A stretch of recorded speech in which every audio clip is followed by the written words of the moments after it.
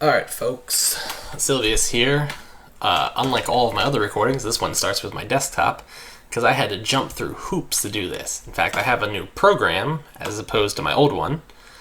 And I can't start recording from inside of the game for various reasons. So every time I do a Let's Play for this game, this will be how things start. So, because I need to start this game through DOSBox, and it's complicated. It is complicated, let me tell you. It took me multiple tries to find myself a program that could even view it, because I needed to record. I needed to record my entire screen instead of just the game.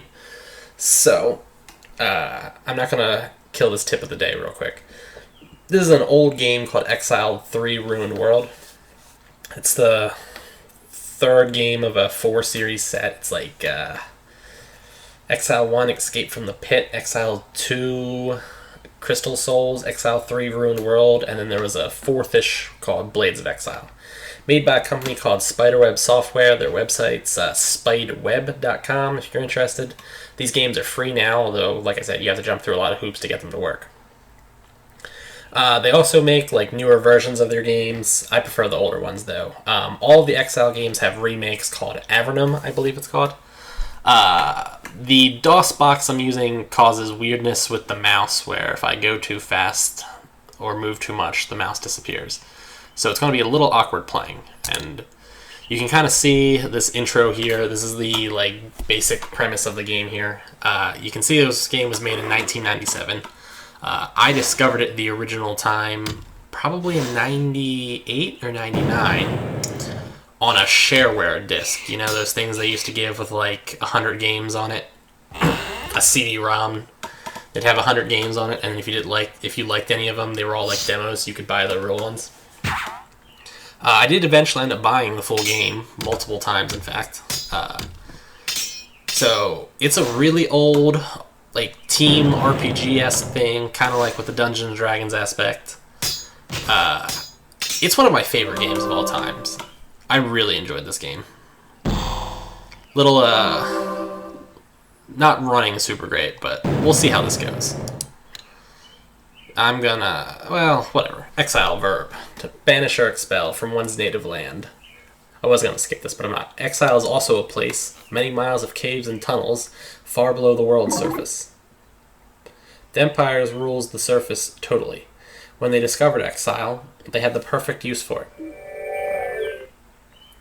it. A prison. Everyone who didn't fit in. The rebels. The antisocial. The disliked. They were teleported to exile, forever. The exiles were not inactive. They built subterranean cities.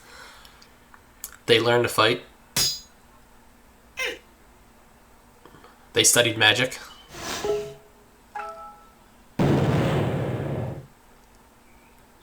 They built their strengths.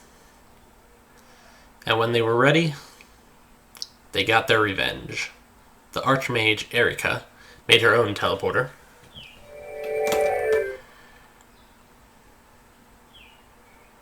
Emperor Hawthorne ruled the Empire. He was brilliant and ruthless. And hated totally. Sounds like a great guy. What? Eat it.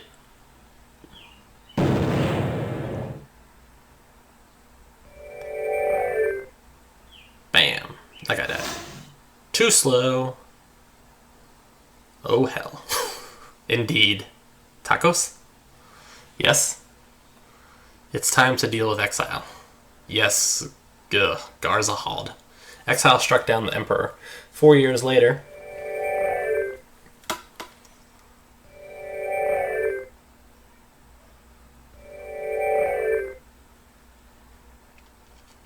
the Empire invaded. The Empire seems to have a numerical advantage.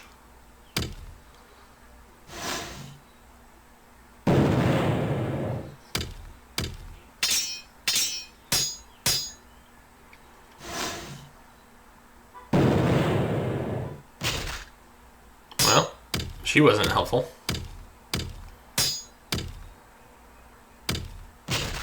Well, at least he hurt somebody. Exile was outgunned and outnumbered. The Empire War was thought lost, until Exile found an ally. Aliens! The alien Bahantai.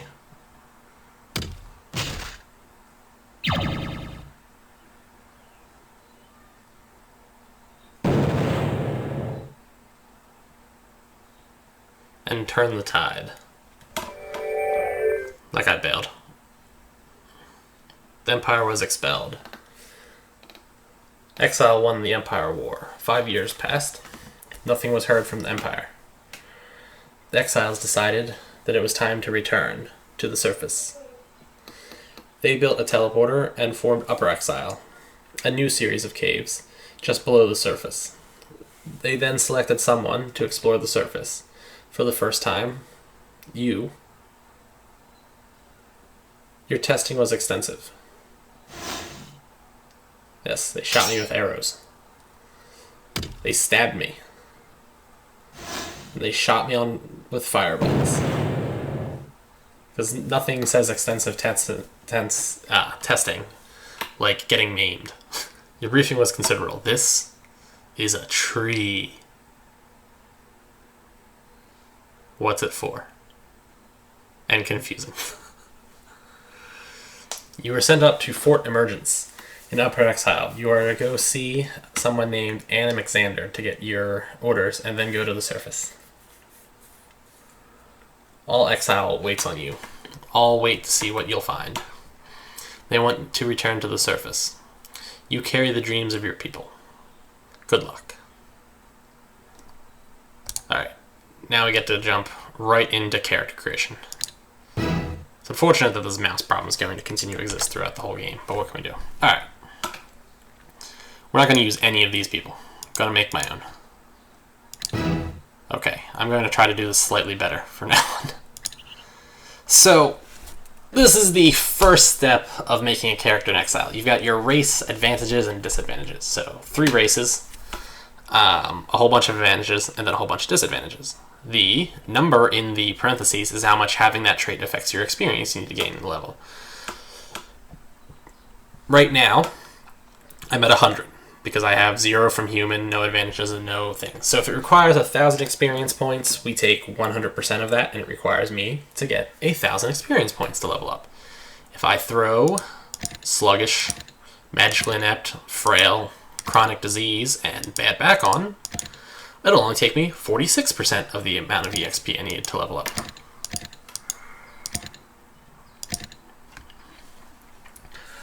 I like to, just for completion's sake, I'm going to make my team the way I normally do. So I'm going to do 2 humans, 2 Nephilim, and 2 Slithzerikai, if I remember correctly how this works. So I'm going to make my, well actually before I make anyone, I'm going to look at what the actual benefits were. The Slithzerikai, Sliths for short, were a race of lizard men, both strong and smart. Once unknown on the surface world, they are starting to appear there. Slith characters get bonus to strength and intelligence and are better at using pole weapons. Alright. So, Slithzerikai are going to encompass my 2 mages, at least. No, one of my mages will be a Slithzerikai, the other one will be a warrior of some form. Nephilim. Nephilim are a race of feline humanoids. Once common on the surface world, they have been hunted to near extinction, although some now remain in exile. Nephilim characters start with better dex and are much better at using missile weapons. And then you've got your generic, boring humans. Are the default species in Exile 3. Humans have skins of a variety of hues and are soft, generally fragile, and incredibly resourceful. One of my warriors will be a Slith, one of my mages will be a Slith, one of my warriors will be a human, one of my mages will be a human, and so on. So we're going to make my first human, and I'm just going to pile on the advantages, I think. What's toughness? Makes you more resistant to damage, so you take less damage. Sounds good. Magically apt I don't need. The possessor of this advantage will find his or her spells will function better. This helps both priest and mage spells. Well, I'm not being a mage on this guy, so it doesn't matter. Ambidextrous. Warriors will be able to use one weapon in each hand without any penalties. Normally using two weapons makes both of them much less likely to hit. I think I want to have... Both of my Slithzerkai guys will be using polearms, which are two-handed weapons. So one of my humans and one of my Nephilim will dual wield.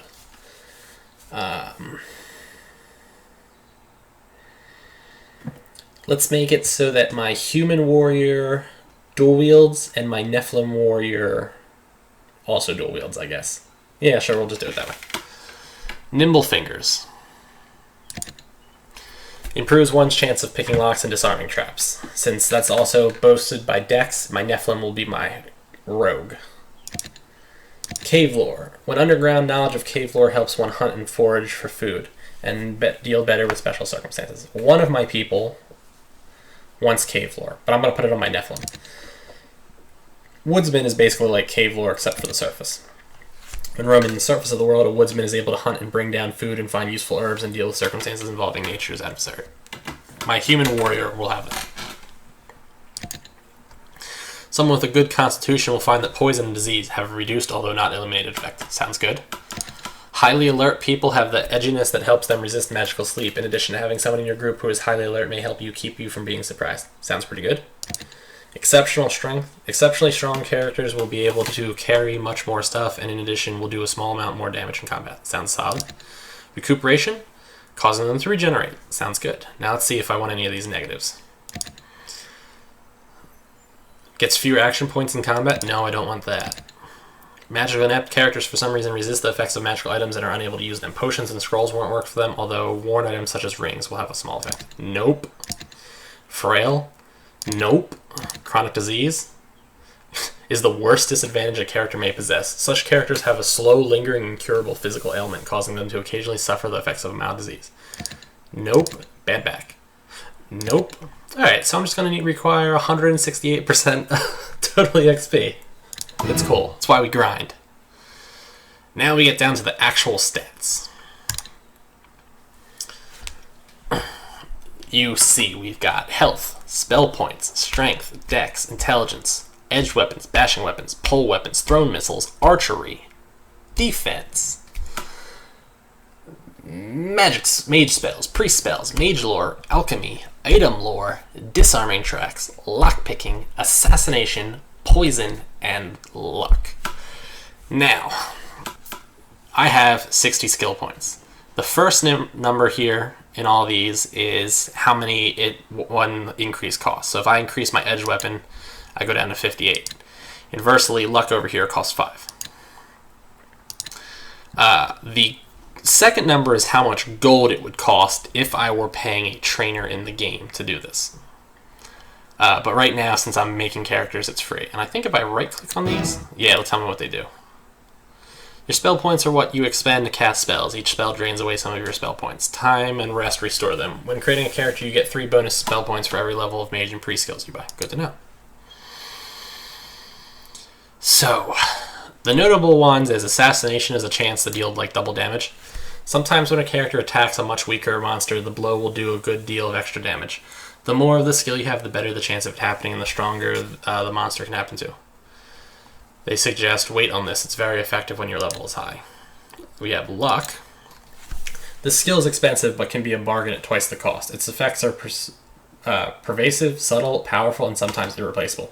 Although it costs no gold, hold off on buying it until your level is high. Luck can help a lot, but at low levels, other things help more. Luck basically gives you a chance of when you would normally die. It just goes, you luck out, and then you don't die. Poison prevents yourself from poisoning yourself when you're trying to poison a weapon. Lockpicking and disarming traps, I believe, are pretty self-explanatory. Item lore gives you a chance at identifying items that you pick up off the ground, as opposed to needing to take them to like a magic identifier guy and pay him. Alchemy lets you make alchemy potions. It might help you. You will eventually gain the ability to make magic potions. To make a given potion, however, your alchemy skill must be above a certain level. The higher above the level, the better the chance of success. Yeah. You only need one character with it, but I'm not sure if I want to use alchemy. Mage lore helps you identify spells, I think. You will occasionally need to decipher strange magical readings. This skill determines how good you are at this. If your skill is high enough, you may gain a spell or valuable piece of information. Mage and priest spells are basically like arcane magic and divine magic, or healing and explosions. Thrown missiles are javelins, throwing axes, darts, that kind of stuff. Archery, using bow.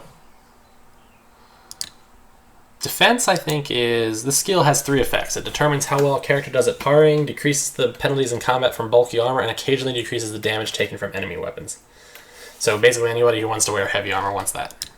I think it also prevents you from failing to cast spells when you're trying to cast in heavy armor. Your weapons are pretty self-explanatory. Makes you better at using those types of weapons. And then intelligence, strength, and dex, you know, if I can... This mouse thing is going to drive me nutters, but... Measures how nimble the character is. High dex gives a better chance of hitting in combat, especially with missile weapons, and makes the character harder to hit. High dex also makes picking locks and disarming traps easier. Before a character does any fighting or firing any missiles, the skill should be at least 3. Measures how much brute strength the character possesses. High strength increases damage done in combat, improves odds of kicking down doors, and has other more subtle effects. When below 4, the health of the character gains at each level will be sharply reduced. Also, more strength enables you to carry more stuff. Well, that means we want everybody to have at least 4. So, let's hit that up to 4 for now. If I can get my mouse over it. Alright, and then told me, we'll just put that at 4 for simplicity's sake. And int measures mental strength and dex. High intelligence also makes your spells more effective, and sometimes very much so. Intelligence below 4 makes your spells work poorly. Yeah. My warrior human dude can just be retarded. So, this guy's dual wielding, and I'm thinking I'm going to have him dual wield clubs, or warhammers, or something along those lines. So we'll set that to 6 for now, and I also want him to use a bow. So we'll set that to 6 also, and we'll set defense up to 6, because why not? And then we should probably up his health a little bit, maybe. Keeping his HP at 6 might be a bad idea, but 12 sounds fine. Let's up his strength some more. Alright, now we get to pick a graphic for him. Since this is a human, I'm going to keep him with a human graphic. I'm partial to this guy in red, so I might keep the guy in red one.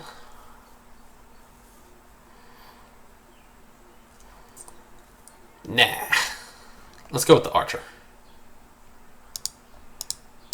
I can click on it. There we go. What should I name my PC? Something, well, what should I name him? We'll name him Silveus. Silveus, the dual-wielding swordsman archer person, I think. I went with edge weapons, right? Okay.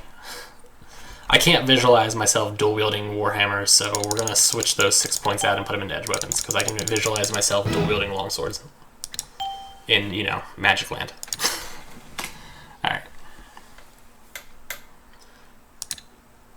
Yes. Can I just push Y for... Oh, I can push Y for yes. Alright. This one's a Nephilim. We are tough. We are ambidextrous. We have nimble fingers. We have cave lore. We have good constitution. We have highly alert. We have exceptional strength. And we have this. And I'm actually going to take cave lore off of this one so that he's not that much worse. And I'm going to go back and put cave lore on Silveus. So we're just going to hit keep on that. And I'm thinking kitty cat person who's also kind of an archery type dude will have that one. I'm going to be creative. Kitty. Let's go back and give Silveus cave lore. Alright, now we got to train up Kitty. Kitty's using thrown missiles. If I can get my cursor over that. We're going to up that to like a solid 10. Kitty's using bashing weapons. Let's put it to 4. We'll give Kitty a little bit more dex, a little bit less strength. And we got to give Kitty some defense because, you know, I just love having all my people in full plate.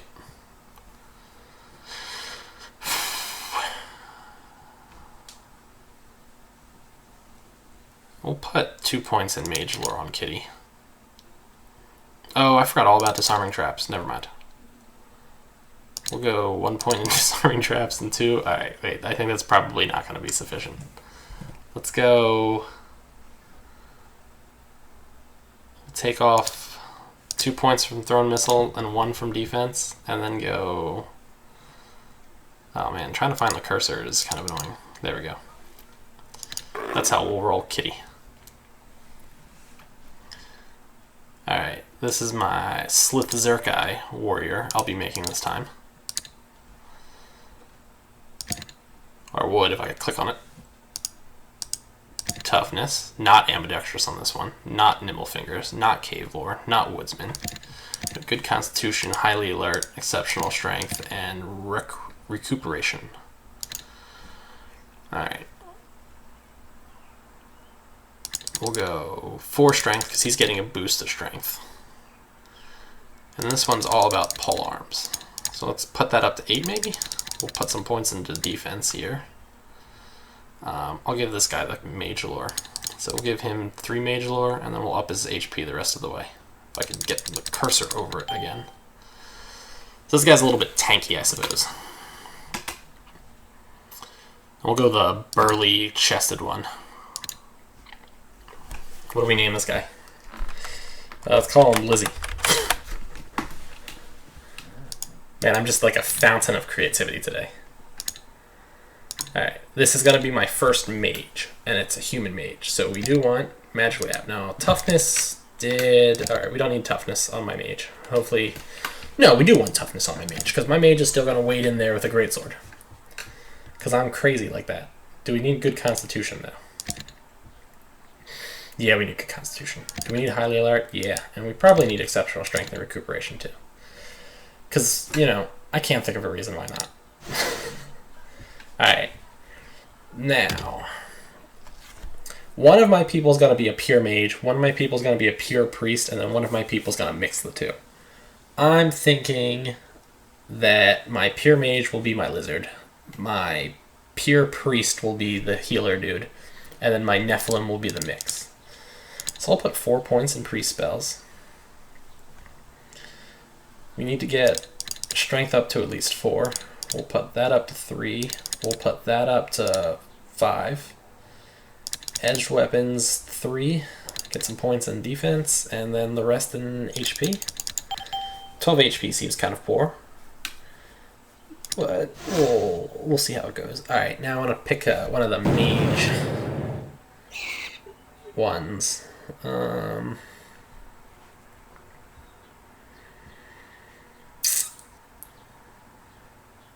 I did make this person a pure cleric healer, so we might as well go with the monk. Alright, and then we'll name this one The Pope. Yeah. I did make him priest, okay. Now this one will be my multi one. Nephilim. Toughness, magically apt. Good constitution, highly alert, exceptional strength, recuperation. We'll go... Oh, you know what I forgot to give that guy? I gotta go back. I don't think I gave him any spell points. And no spell points is not good. Alright, we'll go 2 and 2, I think, here. I gotta give him at least 4 strength, because they said something about reduced HP. We'll give him 2 dex, because he's a Nephilim, so he's gonna pick up a little bit more. 4 intelligence. Bashing weapons, defense, and then we'll give the rest into... Okay, there we go. And we'll make him the Nephilim spellcaster. And what do we name my Nephilim spellcaster? Furball? No, let's call him... Dude, it could be like Furball, like Fireball, but now let's call him Jack. As in Jack of all trades, since he can cast both types of magic. Now real quick, I need to go, I need to give this guy some more, give him less intelligence. No, we'll give him less intelligence. And we'll take off 1 from that to give him a little bit more spell points. Alright. I think my mages might kind of suck at the beginning. It'll happen.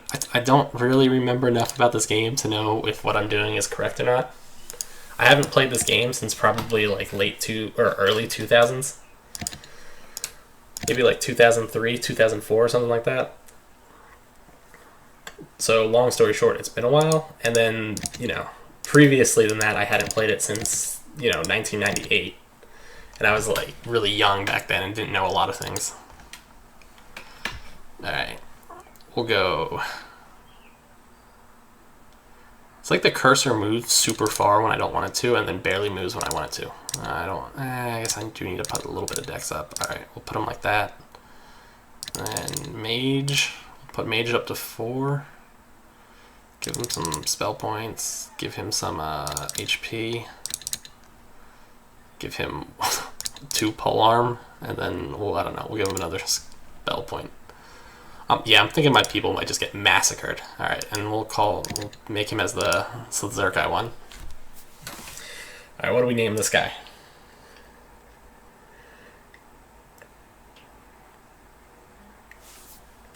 Gandalf. We'll name him Gandalf.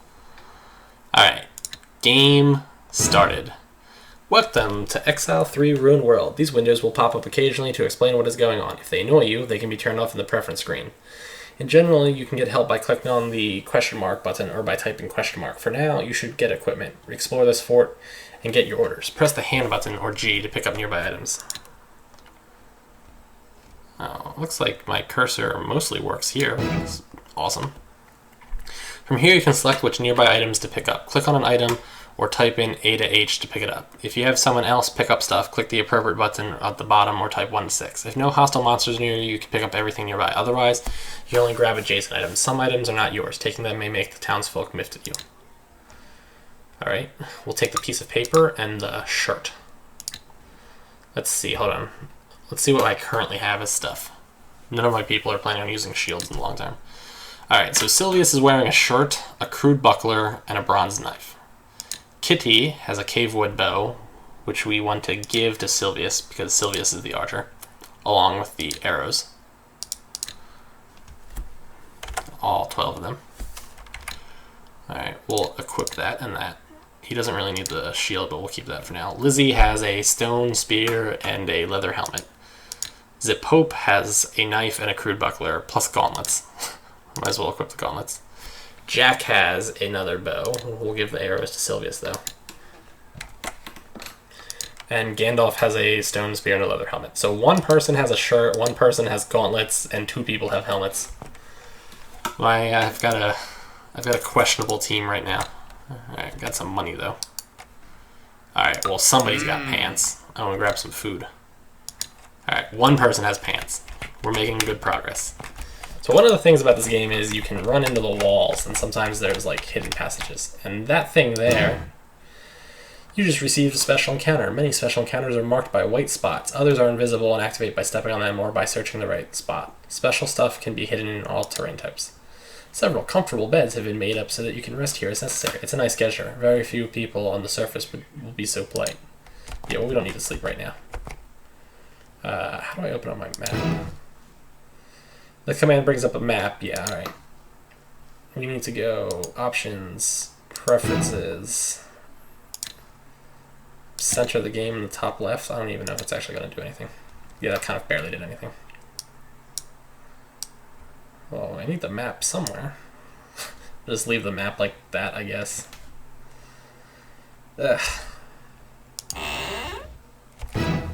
You step out of the quarters and into one of the many cavernous halls of Fort Emergence. The corridors are eerily quiet. Only a small fraction of the troops that will be stationed here have arrived yet. Time to go get your orders. Now, real quick, I'm going to save. Actually, I don't know how that saves, so I'm going to hit save as.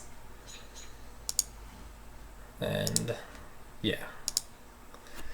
Hopefully, since I'm using that DOS box thing, it doesn't just, like, wake out my game and delete my stuff when I close it.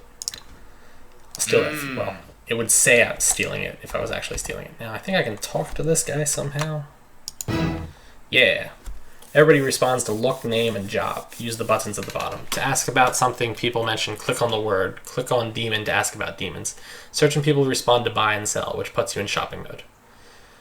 Okay, and backspace or hit the space. Hit the back button or hit space. You can press any of the bottom buttons by typing the first letter of the word. Okay. You meet a young, scrawny man with short, sandy brown hair. He bows respectfully as you approach. I just want to know what his job is. Well, I'm sort of the servant for the guest quarters. I sort of keep everything clean and prepare meals for that sort of thing. So I think I can click on meals? Yeah, I click on meals. There's a bit of a problem with that. The fort is sort of not entirely ready, and I don't have the supplies up here to cook yet. Perhaps you want to see Elisa? She runs the main kitchen in the southwest corner, southwest corner, and gives lots of food to anybody who asks. All right, let's get out of here. All right, and I just want to fill in my map because I have OCD like that. Now, I think if I hit use and then click on the door, I can close the doors. I also think that the NPCs can open the doors. Can I get some more? Oh, snap, another pair of pants. This time Silveus can have pants. Oh, you know what? I never read what was on that piece of paper. Let's read that real quick. Map. A note at the bottom reads, come see me as soon as possible. Also, stuff inside storeroom is for you. Help yourself. Alexander. So that's me to surface. All right. To be honest, while like I kind of don't remember a lot of the mechanics of this game, I do remember a lot of the mechanics of this game and like specific factoids and stuff like that. Like I know vaguely where there's some like hidden passages and things like that. Maybe. All right. Well, now somebody else can have a shirt, which is cool, and maybe somebody else can put on robes, which is cool. You know, like, because the less of my people that are naked, probably the better off we are. I think I can move with the number pad. Maybe? No? Okay, I can't make diagonal moves with the number pad. That's interesting.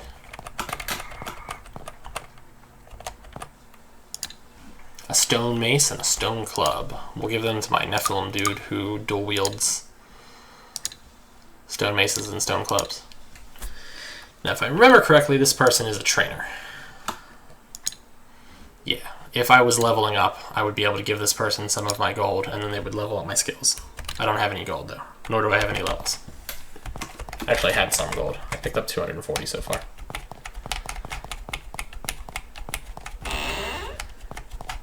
It's a kitty cat. Can I talk to the kitty cat? I think I can talk to kitty cats. Where's the kitty cat? You encounter a cat. It looks up at you with arrogance and disinterest its kind is known for. Look, even in video games, people know that cats suck. It stretches its back and bats a bit at the dust. Job. Meow. Buy. It purrs. Sell. Alright, we're done with talking to the cat. That was a productive use of my time. These barracks are still clean, pristine, and new. Clearly no soldiers have moved in to fill them yet, but it probably won't be that way for long. Come on, I'm just looking for a hidden passage. But not in here, it looks like.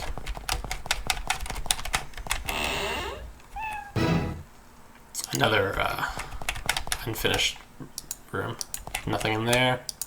Nothing in there. Nothing in there. Nothing in there.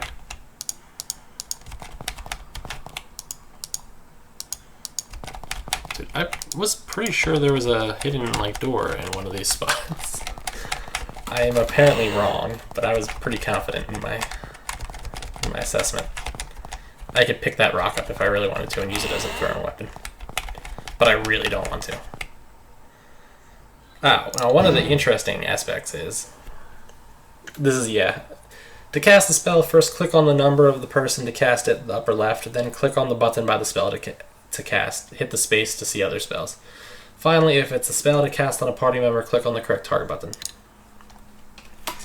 One of the spells that's interesting is the Scry monster spell. I'm going to have Gandalf cast it.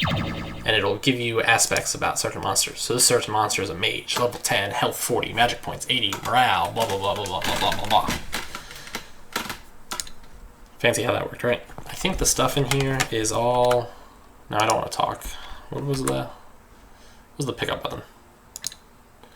Yeah, I can't take any of those things. Besides the bottle, which I don't want to take. Ooh, it's a wizard. I think Control M? No, just M. Yeah, we'll scry the wizard too while we're at it. Wizard, level 25, health 90, magic points 20, or 200. The wizard is significantly more dangerous. This room is magically kept hot and humid and filled with refreshing plant smell. To the north is a wide variety of flora, neatly organized and ready for careful study by the fort mages. Yay! Flora. You step on the rune and something remarkable happens. The plants to the north are now surrounded with bright ores. Looking closely at them, you feel and you can sense things about their health and uses. You step off the rune and the effect fades. That was cool. Yeah, same thing. Yeah, if I jump into that lava, I'll take a whole bunch of burning damage, just for the record. These are runes of confining, designed to hold all manner of dangerous creatures. When you step on one, every hair on your body stands on end. It's not a comfortable feeling. So let's not do it anymore. Now, if I remember correctly. There we go. You've just discovered a secret passage. All sorts of walls, including cave walls, can have secret passages in them. To find them, walk into the wall. Sometimes you can also move through things that aren't walls. This corridor here is blocked by some sort of magical barrier. It's thin as a bubble and seems just as insubstantial. However, you know very well how misleading appearances can be when dealing with magical matters. You touch the barrier lightly. It throws your hand back with daunting force. Your wrist is slightly sprained. You back away quickly before something worse happens. Let's record that one for laughing when I'm back and young. Office of the Magi. Violators will be towed. This chamber is thick with raw stink of animal feed and fresh dung. There are cells ringing the room, several of which hold strange creatures from the surface world. They must be here for study. Can I look inside of these? I can look inside of these, but there's nothing in them. So there's nothing in there. There's a chicken. There's a sheep. There's this person that's standing in my way. Move. There we go. Combat time. I'm going to pull this lever and open up the doors. All the cell doors open. You hope this isn't going to get anybody mad at you. Oh, I got bit. Combat mode. You've just entered combat mode. To start using a weapon, click on that weapon's name. Your character will now move one at a time to attack a bad guy. Walk into it. For more information on combat mechanic, type question mark. When fighting early in the game when you're still weak, rely heavily on magical spells. Make sure to have a character with mage spell skill of 3. Your melee people won't be strong for a while. Hit the N button to leave combat. Miss. Ooh, I hit it once and then miss. Miss. Alright, this guy can cast Wound, a type of priest spell.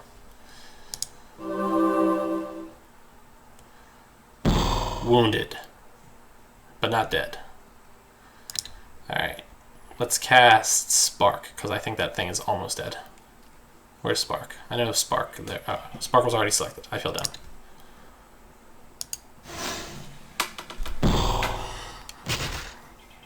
Yeah, kill the wolf.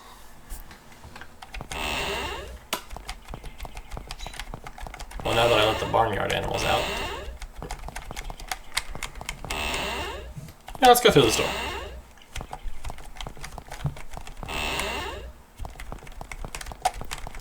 We'll go through this little hallway. These guys are guards, and if I remember correctly, guards are, in fact, very powerful. Yeah. Level 30, health 140. Attack deals 3d10s of damage. By the way, for anybody who doesn't know what that means, it means you roll 3 10-sided die. And then that is what the damage is. Although his, like, skill and other things are added into it, of course. And since he has 2 attacks there, attack 1 and attack 2, he actually attacks twice. And can also throw spears.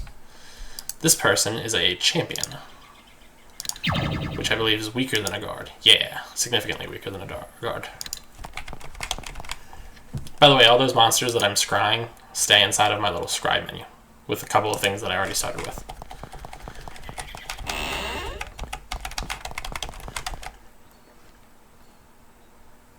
We'll scry this guy too while we're at it. Apprentice Mage. If I remember correctly, he's a dude that will identify items. Yeah, this guy will, for a fee, identify items that I don't have, that I don't know what are.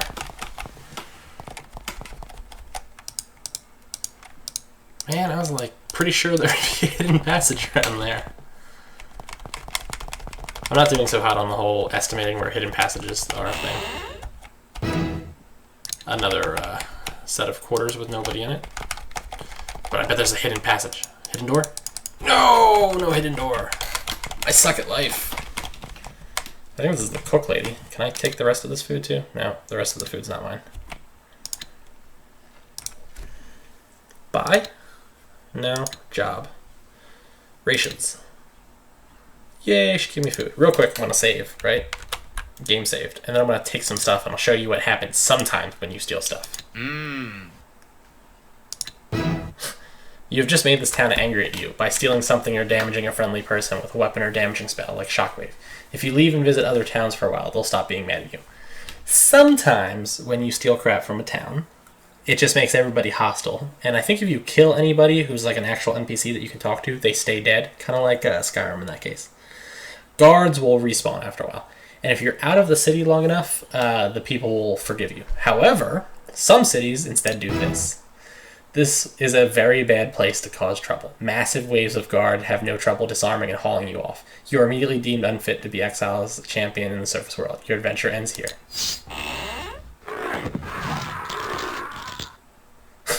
Game over. Alas, the cruel forces that are ravaging your world have claimed a new set of victims. Alexander greets the news of your demise with sadness, and then starts the search for a new group of adventurers. Yep, so we'll just reload and pretend that didn't happen.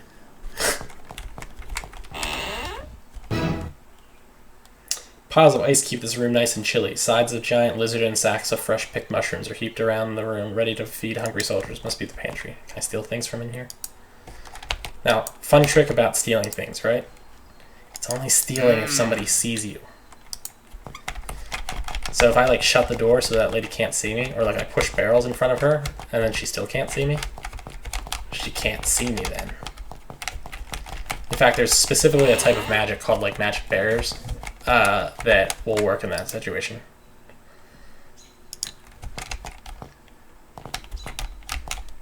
I know there is a secret. That's not what I meant to push. Come on, secret door, secret door, secret door, secret door, secret door. Damn it. I know there's a secret door somewhere. I will find it.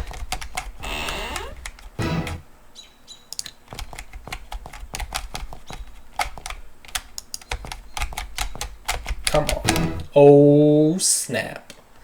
This is interesting. You find someone has placed a hidden door on the wall. Behind is a small natural cavern blocked off by the barracks wall. You wonder who would add something like this. What do we got here? 2 scrolls that I don't know what do because I can't identify them. Because I didn't put, whatever. You know what I'm trying to say. Alright, we've explored this room fully. We're going to loop back to the center so I can get those 2 scrolls identified by the Mr. Apprentice Mage that runs around this open area. Who's that?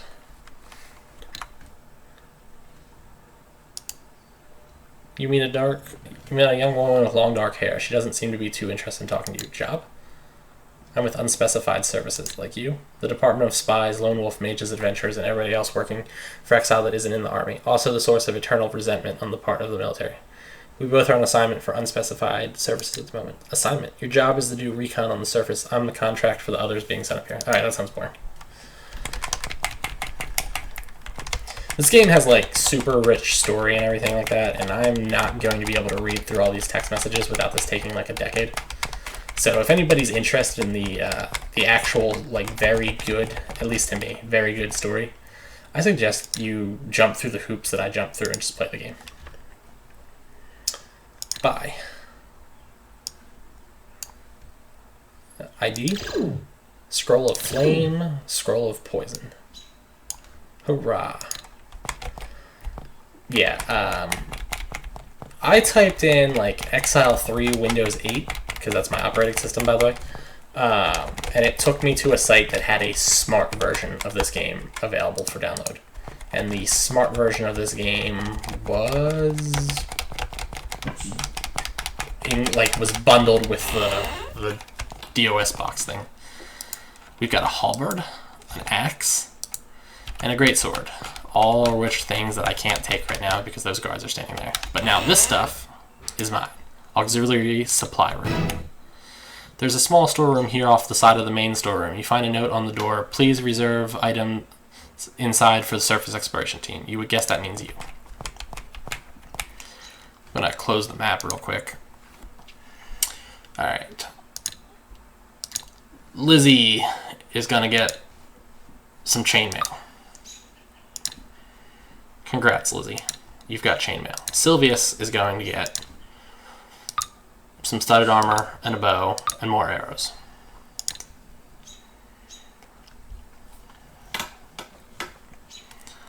And we're going to unequip the shirt and instead equip the studded armor. And we're going to give the shirt to Jack, because I don't think he has a shirt. He does not have a shirt. We're going to also give Jack a helmet. And we're going to go back to Silveus. We're going to unequip the crude buckler. And we're going to give him the broadsword. Okay, we're not going to give him the broadsword because he's over encumbered. We're going to give the crude buckle to Gandalf. I guess we'll give the bow to Gandalf also so that we can clear up some capacity for him. Now we'll give him that. And we'll have him take the one helmet and the knife too, just for good measure. So broadsword, we'll have him equip, and we'll have him equip the helmet. And even if I'm not going to use these shields for any reason, they're still something that can be sold. Alright. Oh, and I need to bring my map back up, though.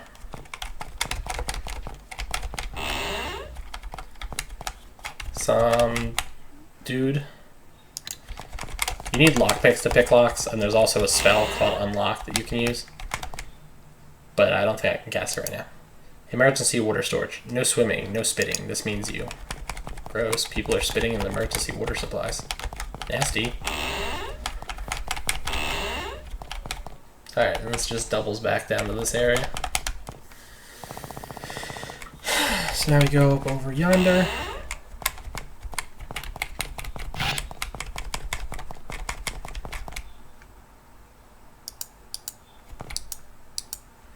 Office of Exceptional Supplies. Please no begging. Talk to this guy. I think he gives me an allowance. Yeah, where is allowance? Yeah, I got 25 gold. In fact, if you come back once a day, you will get 25 gold as a daily allowance from him and food from that woman from earlier. That door can't be unlocked, but it's the Orb of Thralni. Authorized personnel only, as it says. Alright, so we go through yonder. These chambers are a lot nicer and more carefully built than the other areas you've seen. This is probably where the high-ranking officials and other big mucky mucks will hang out. Empty. Empty. Whoops, what the fuck?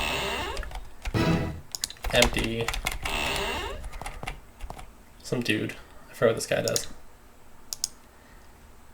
What's his job? He's an investigation agent. Well, I'm too big and loud to be much of a spy, so I wait here. Then when something goes wrong or gets weird, I'll go look at it over and figure out what's going wrong. He taps his head. I got more up to here than you might think. Alright, well, he doesn't do anything for us right now. This is our boss. You pass through the door and find yourself in a small, dimly lit office. It is filled with stacks of paper, maps, plans, scraps covered with notes, and the like. It also contains many plates and mugs, all in need of washing. In addition to all the other clutter, you find a small, ratty man, clothes and hair in disarray, twitching with nervous energy. When you enter, he leaps up and rushes over you. Greetings, my friends. I'm so glad you're finally here. I am Alexander. As Commander Johnson commands the military half of the fort, I run the somewhat more covert operations. He speaks very, very fast. I'll be the person you report to and get further instructions from during your explorations on the surface world. When you do something, come to me. When you don't do something, come to me. When you're just plain confused, come to me. He leaps back over to his seat and sorts through papers, looking for something. He can't find it. Damnation, I have somewhere a map of the nearby goblin outpost. There's a bandit lair, too, in the caves. We thought you might want to go there to learn to work as a team and pick up some loot before exploring the surface. There's a map there around here somewhere. Search of it. Then when you're warmed up and ready to explore the surface, come back here. I'll have more instructions. He nods, flashes you a disturbingly broad grin, and then goes back to his notes. And Alexander looks up from his desk. Don't forget, the sooner you go out onto the surface and see what's going on up there, the better. All Exile waits to see whether it's safe to emerge or not. By the way, if you ever have excess items that need storage, leave them in the small storehouse where you found the supplies, or in your quarters to the northeast. I'll make sure nobody disturbs them. You can, in fact, leave your stuff there, by the way. You leave items any other place, though, they disappear. I think I can find the... Yeah. Map found. Scroll wheel does not actually scroll, by the way, here. Fort Emergence. Portal Fort. Goblins. Bandits. We've been mapped. Alright. So in that case, I'm going to leave and go south out of this place and go into the caves, and we're going to go, like, practice and level up and massacre some monsters. And or get massacred by monsters. Oh, I can just hold the click down? Alright, so this is how, like, travel works outside. I'm going to save here. Bam. You can kind of follow the road. It helps you figure out where you're going. The bridge. You stand on a large stone bridge built to carry troops and supplies across the river to Fort Emergence. Soon an army will cross here in hopes of carving out area for the exiles on the surface of the world. To the north, you see a huge open cavern dotted with recently built towns and settlements populated with exiles recently teleported from far below. To the west is the portal keep, where everybody up here, including you, arrived. Now, I still remember some of the, like, hidden spots, so I'm going to go hit up one of those hidden spots. Hopefully it's not one of those hidden spots that had, like, a group of monsters inside of it that are going to kill me. Okay. That was the sound of me eating, by the way. You can see I have a food thing here. I have 136 food, 245 gold. If you run out of food, you will start taking starving damage. While exploring this seldom used tunnel, you find a section of floor where the mold has small boot prints in it. There's also dried spots that will look like blood. You follow the tracks for a while, but they fade out. Interesting. At the end of the quarter, you find an extensively decomposed remains of a large goblin. Interestingly, its short sword is not the usual crude goblin craftsmanship, but is well made out of actual metal. Free sword! Yeah! A band of many exile soldiers patrolling this area approaches you. The paleness of your skin immediately identifies you as exiles. They look you over and leave. Yeah, I like getting looked over and left. So yeah, in the wilderness you'll see like roving parties like that. Now in that case it was like a guard squadron. So I mean, all is good in the world here. Now that, though, you see a goblin. This will lead to combat. Now if I take look, I can scroll up here and you can kind of see we've got, what, 4 goblins and 2 brigands. And here's how we're going to handle this situation, right? We're going to let them come to me while we pelt them with arrows. Or we're going to try to pelt them with arrows and then fail. Now, one thing about this is the shield button down here, or if the numpad was working, 5, and numpad is not working. Let me try numlock. Okay. Numlock worked. Yeah, the shield thing here puts you in defensive, so whenever an enemy moves up towards you, you get like an attack of opportunity on them. Let's try to pull the whole shoot them with an arrow thing again. Alright. You also see I have like action points here, so firing an arrow took 3, so I can still go defensive. I think attacking takes 4, and then movement takes 1 per each one you use, and then casting spells takes a certain amount too. You can also see we have an extensive amount of spells. It goes all the way up to spells level 7. But I'm limited to the fact that I only go up to 3 on this character, and you also have to learn spells from places. And more importantly, spells also have ranges. So that guy's out of range, that guy's not out of range. The Pope will cast Wound on the brigand. He's been wounded. Now, Jack will also cast Wound on this goblin. Bam. And Gandalf will cast Fireball, which you'll see does this. Bam.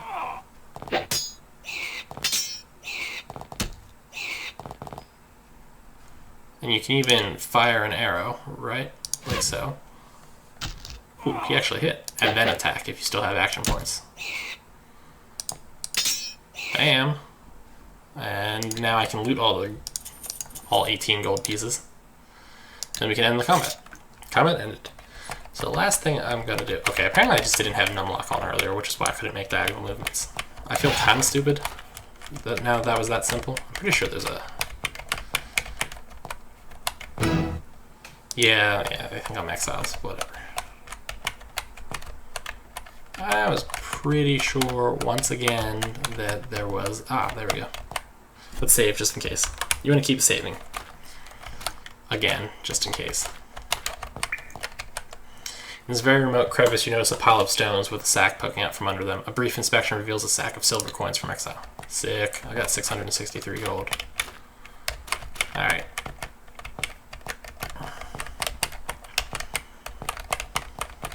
Also, you can kind of run away from those dudes if they're like hostile, for instance, and you don't want to fight them. There is, if I remember, oh, another battle. Alright. After this battle, I'm going to end this Let's Play since it's been going for a while. Oh, these guys are a little bit more spread out. Bam! Bam, bam!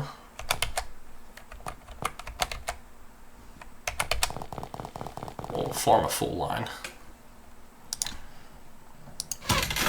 Arrow away! Ooh, I hit him again. I'm doing good.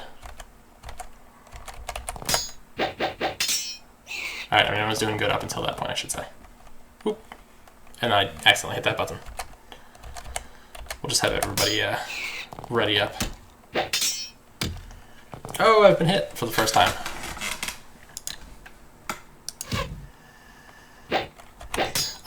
Experience points are distributed based kind of on like who did how much damage and stuff like that. So anybody who's capable of like casting area effect magic tends to level up kind of fast for obvious reasons.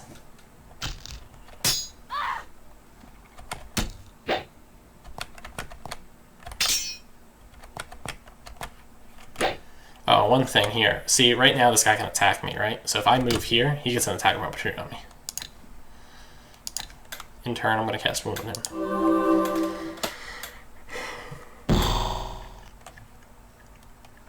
Shame he didn't die, though.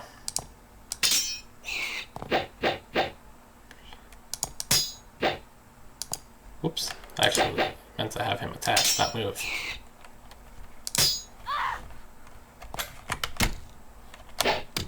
Ah, I've been hit. Alright. Oh, one other thing you can do too is you can move into your own people and then do like a swap of places like that. But you can't move into somebody who's already moved. And then we'll just take all this gold. And we'll end the battle. And then we'll Control S and we'll exit out of the game right now. And here's what it looks like when I try to exit out of this, by the way. It looks like that.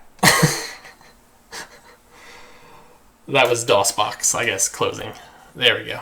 And we're back here. So, that was my first Exile 3 Ruined World Let's Play. I don't know if anybody found that incredibly boring or not, so I'm not going to make a lot of those videos for now. But I will come back and make them, unless a bunch of people specifically tell me not to, because I love that game. Like, comment, subscribe, favorite, you know the drill. Thanks for tuning in. Now I need to figure out how to stop, there we go, stop local recording.